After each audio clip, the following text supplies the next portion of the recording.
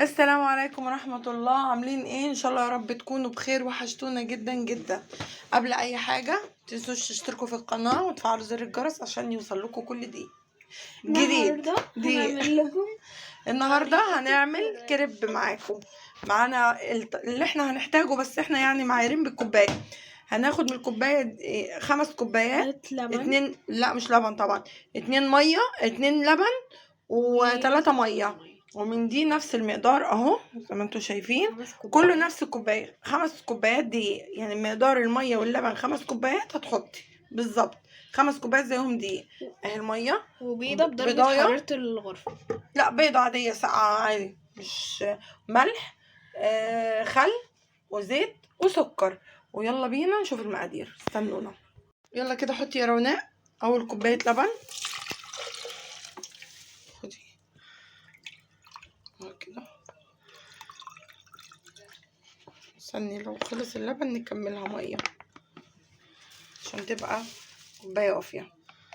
اهي كده حطي. يلا حطي بقى 3 مية. يلا كده 3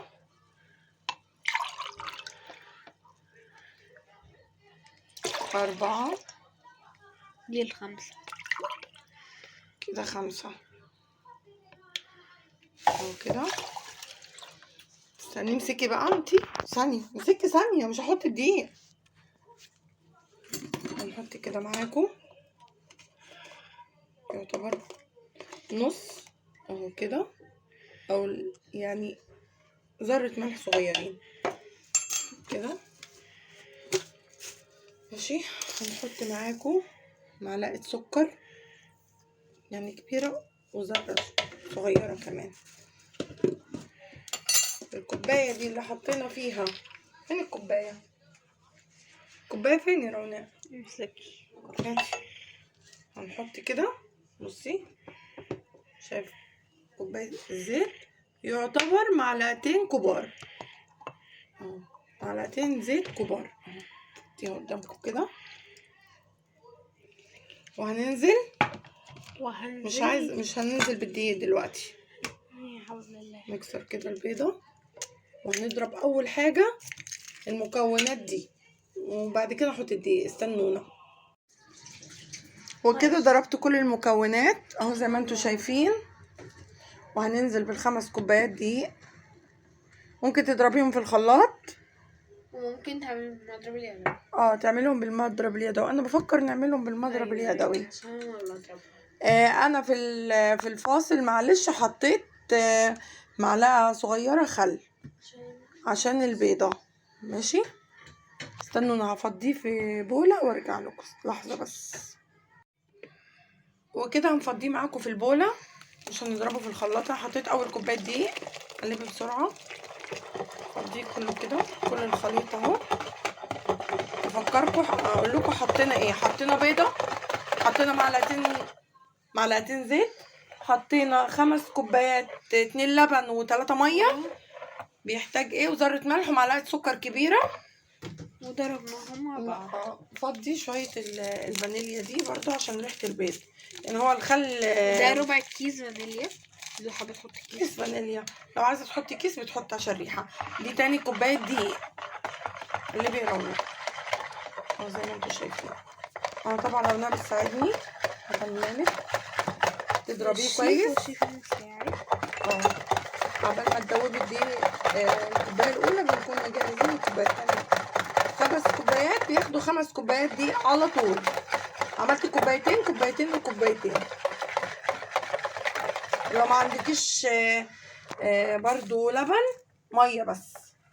يعني عادي تقدري ان انتي تستغني عن اللبن. كده الكوبايه الثالثه ممكن تحتاجي شويه دقيق، يعني اكتر من 5 كوبايات لحد ما تلاقي القوام اللي هو بتاع الكريم.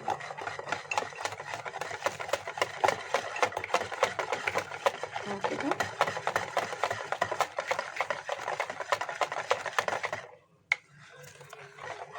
نفضيلك قلبي بسرعه. لو عندك مضرب كهرباء، بس احنا بنبسطها عليك، احنا عندنا مضرب كهرباء يعني بنبسطها للناس اللي هي ما عندهاش غير المضرب اليدوي ده. اهو بدأ يتقل معانا. دي الكوبايه الرابعه بقى ايه، الكوبايه الخامسه اهو. هتضرب عني، خدي صوري وهتضرب عني. لا هيتقل عليكي وايدك هتوجعك.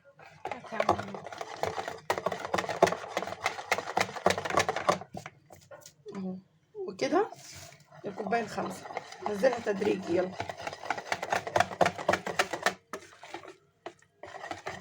بدأ يتقل على اتجاه واحد لو سمحتي. ايوه عارفه، انا بقلب. انتي بتقلبي كده غلط اصلا كده اه. الكوبايه الخامسه هكتب لكم، هسيب لكم المقادير في صندوق الوصف ان شاء الله. خدي امسكي وهتقلب انا. امسكي. لا تقل. ايوه بدأ يتقل. بسم الله. زي الفل. مش اسهل من كده. لو ما عندكيش لبن كله اعمليه بالميه والمقدار اللي يناسبك. يعني احنا يعني المقدار ده بيكفينا، احنا 4 افراد في البيت. يعني ده ممكن تعمل لك 13 فطيره. يعني المقدار ده ممكن يطلع لك 13 فطيره، طبعا حسب الطاسه بتاعت الكريب اللي عندك، وحسب الافراد برضو. لا مش حسب الافراد، حسب الطاسه بتطلع كام فطيره، وحسب السمك اللي انت عايزاه. ممكن كده علشان هو حادق بس، يعني ممكن نديله رشه فلفل اسود بتديله طعم جميل، رشه بسيطه اهو. هو كده جهز. هنصفيه عشان ممكن تبقى فيه تكتلات من الدقيق. هصفيه معاكم يعني مش هفصل.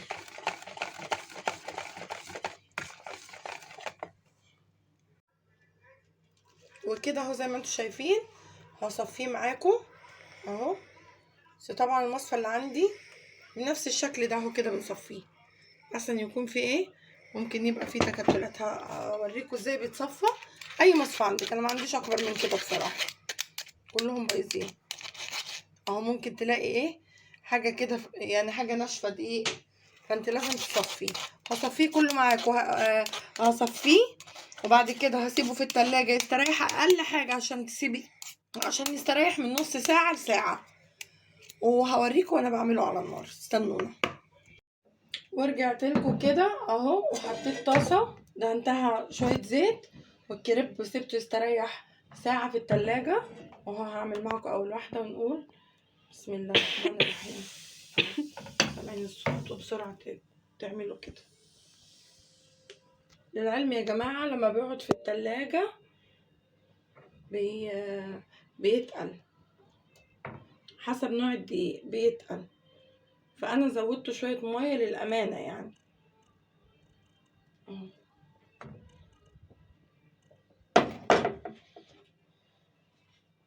نضيعها اهو عشان هو ايه تقيل يعني اهو.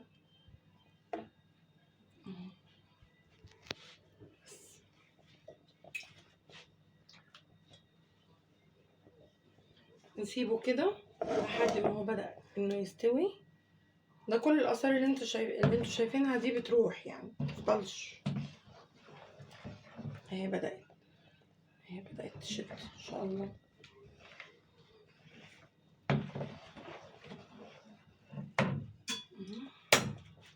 اهي من هنا بدأت تشد، بس لسه هي بتطلع لوحدها من على الجناب، بتطلع لوحدها.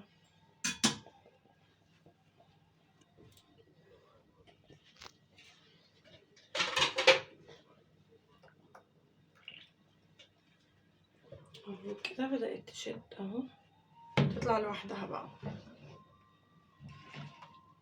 لو حطيتيه في التلاجة الكريب، عجينة الكريب، ولقيتيها تقيلة ممكن تزوديها شوية مية. هي بتبقى اخف شوية يعني، سيكة من عجينة القطايف، اخف شوية.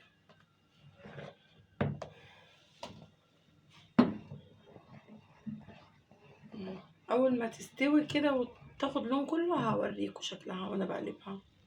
وهي اول واحدة بقلبها معاكم اهو. بسم الله ما شاء الله اهو. معلش هي اتقطعت مني وانا بقلب فيها اهي. سهلة على طول بتطلع من على الاطراف. انا قلبتها على الوش التاني هديها تنشيفه كده بسيطه وبس، عشان ده لسه بيتحمر تاني. انا عملته قبل كده بس ما كانش برضو الطريقه ما كانتش كامله اهو. عجينته ما شاء الله زي الفل، عجينه روعه. نقول المقادير تاني يا رونق؟ قول المقادير. مش عارفة. 5 كوبايات ميه، منهم 2 لبن. لو عايزه تعملي مثلا طريقه سهله، 5 كوبايات ميه، 5 كوبايات دقيق بنفس الكوبايه اللي هتعايري بيها الميه، و3 معالق زيت او معلقتين كبار، ومعلقه سكر، ورشه فلفل اسود، ورشه فانيليا، ومعلقه خل صغيره، وربع معلقه ملح صغيره. هتحطيهم كلهم في الخلاط، وبيضه، كلهم في الخلاط، وتضربي المكونات كلها السايله مع بعض. وبعد كده هتنزلي بالخمس كوبايات دي، هتصفيه في مصفى. واهي اول واحده جهزت، انا ما بحمرهاش. هعمل معاكم واحده تانية. ثانيه، ثواني يا رنا، ثواني بس اهو. مش هحط لها ماده دهنيه ولا اي حاجه. نقول بسم الله، ندوت كده بسرعه. انا خففته شويه يا جماعه عشان ايه؟ يتظبط. هسيبك يا رنا تعملي واحده خالص اهو، بس كده. ما تقلبهاش من هنا بقى عشان تعمل كريبايه زي الفل. بس طبعا يعني ايه، هي بس انا يعني انا قطعتها بالبتاع اللي في ايدي عشان هي حديد ما شاء الله. طب خلاص حطيها عشان ما تقطعش خالص. ولازم تغطيها بأي حاجة.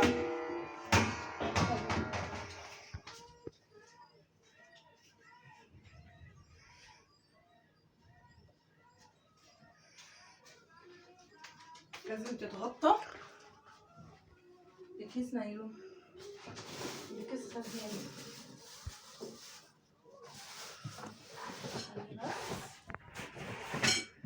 انت بتكلمي يا رنا؟ ما كده، اتكلمي معايا. اهو، ودي بدأت انها تطلع بخار. مش عايزين الفيديو يطول عليكم. هنجيب كيس خزين وهقصه كده عشان يعني اسهل حاجه، عشان اللي ما عندوش ايه مثلا، ما عندوش فوطه للمطبخ اي حاجه، عشان يفضل طري اهو كده. هتطلعي واحده واحده وهتروحي مغطيه كده بالكيس. بس ممنوع كيس اسود يعني. لسه هعمل معاكم كمان واحده، بس مش عايزه اقطعها. هعمل معاكم كمان واحده. مش عايزه اقطعها. طب خلصتي بيها؟ هي لسه ما عبتش. هي بتطلع من على الطراف كده اهو زي ما انتوا شايفين. شايفين بدأت تقب، بدأت تطلع فقاقيع، والنار متوسطة يعني. موضوع سهل. احنا عاملينه عشاء. عارفين يا جماعة احنا بنصور لكم الساعة كام دلوقتي؟ الساعة 3 إلا ربع الفجر. ده احنا هنتغدى وهنتعشى وهنفطر. وسامحونا بس انا التليفون بتاعي كان بايظ، عشان كده ما كناش بنعمل وصفات ولا تحديات ولا اي حاجة. بس ان شاء الله يعني هنبدأ نعمل الفترة اللي جاية انا والولاد، نعمل وصفات، ورونق تعمل لكم حلويات سهلة ان شاء الله، سخنة وساقعة، ويعملوا تحديات هي محمد بإذن الله.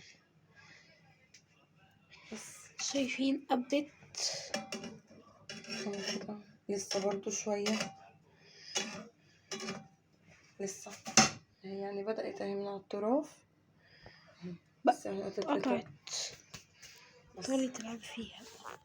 هبطل، هنستناها تطلع كده عشان ما نطولش الفيديو عليكم. اهي شايفين بدأت من على الطراف اهي، بس لسه بقى بتستوي. هنوريكم يعني لما تجف خالص واحنا بنقلبها.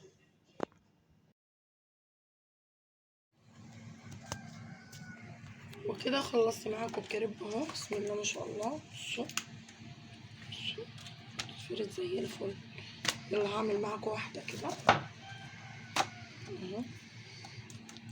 زي ما انتم شايفين. اول حاجه نحط الكاتشب اهو. هنعمله النهارده ايه؟ بطاطس. انا هعمل معاكم واحدتين بس علشان ايه وقت الفيديو ما يطولش عليكم. انزل معاكم كده بشويه جبنه موتزاريلا بس، لو عايزين الولاد بيحبوا الكاتشب عندي بس. اهو كده، بسم الله، اهو كده، اهو بنفس الشكل. ومعاكم على طول على طاسه سخنه على النار.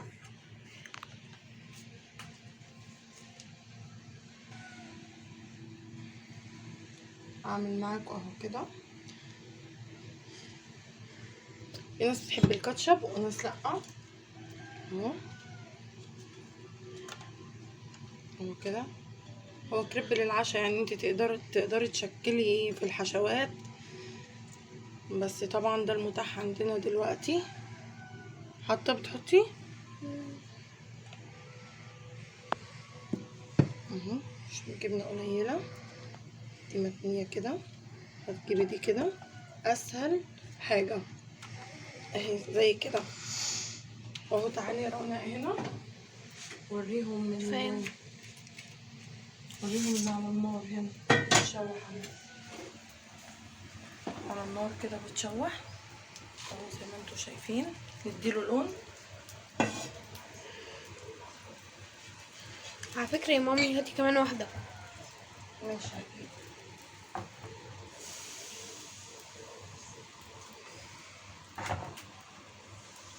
استني بعمل كمان واحدة كريب. اخد كمان واحدة. حطيها من الناحية التانية.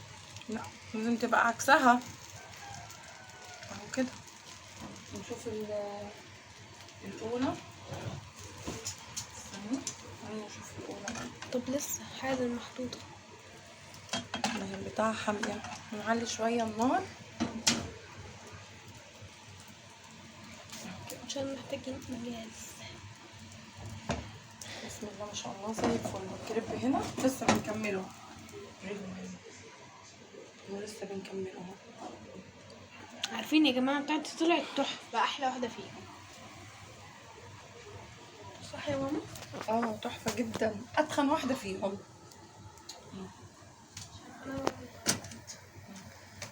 حطي كده. في كذا وصفة، عايزين تحشوه بانيه، عايزين تحشوه برجر، ستريبس، طعمية، فول. العجينة دي على فكرة ممكن تتحفظ يومين 3 في التلاجة، أكتر من كده لأ عشان فيها بيض بس. وهو كده عجينة بسم الله ما شاء الله زي ما انتم شايفين هو مستوي كده. بتحفظيه في التلاجة وفي الفريزر كمان. تحط بينه وبين بعضيه طبقات اهو. شايفين ما شاء الله. ال5 كوبايات عملوا لي اكتر من 15 واحدة بسم الله ما شاء الله. اهي رونق بتعمل معاكم واحدة اهو. حطي كاتشب عشان العيال بيحبوه يا جماعة، انتوا عارفين. لا انا بحبوش كتير، انا بحب المايونيز بس مش متواجد دلوقتي. مش هتعرفي طبعا تعمليها. يا اختي مش مش نفسي. هتعرفي تعمليها. هي مشيت عملت. مشيت ماشي.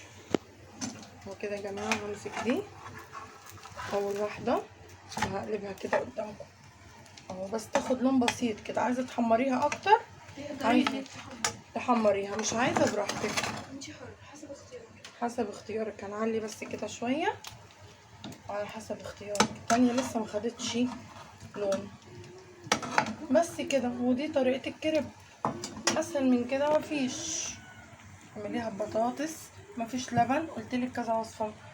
ما تنسوش تشتركوا في القناة وتفعلوا زر الجرس عشان يوصلكوا كل جديد. والمقادير هسيبها لكم في صندوق الوصف. اللي معرفش صندوق الوصف فين هيضغط على العنوان مرتين. والسلام عليكم ورحمة الله وبركاته.